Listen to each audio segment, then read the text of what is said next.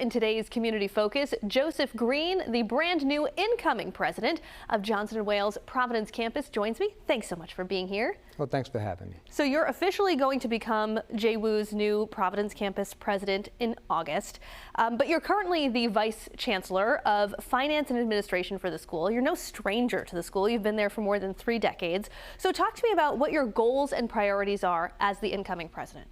Yeah, well, Johnson & Wales, I'm also a Johnson & Wales alum. Okay. And both of my children are alumni, so I know how the Johnson & Wales degree can change people's lives.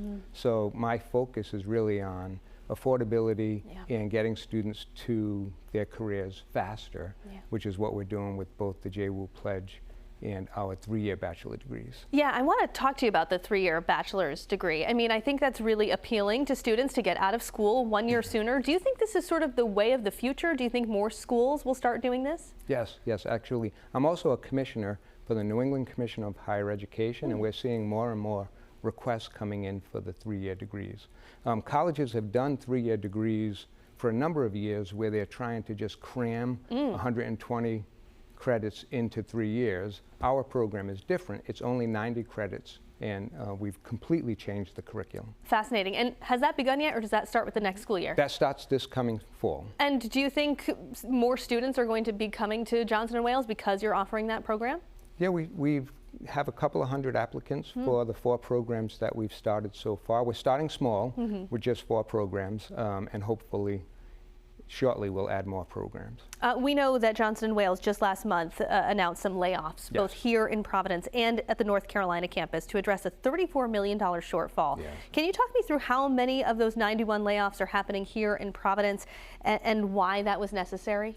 Yeah, our enrollment really has decreased significantly. We had 17,000 students about 10 years ago, and we have about 8,000 students now. Wow. So we've leveled off. We've had over 8,000 students now for 4 years in a row. So we're at a point where we know we're not going to be reducing size anymore. But we really had to reset overall operations so we can service the students that we have now. And I want to talk to you about the JWU Pledge, which is offering free or reduced tuition for more students. Obviously a draw for students, but how does that square with the finances of the school too? Yeah, well, colleges give a lot of financial aid anyway, especially to needy students. So we were giving a lot of aid to needy students. What this will do is it'll increase the number of needy students that we have, and we'll still get revenue from room and board, but really it's helping students get to graduation, which is the big story. And just big picture before I let you go, I've talked before to folks from higher education about the declining number of students in the overall student population. How was JWU preparing for that? Lots of schools are trying to figure out ways to get more students.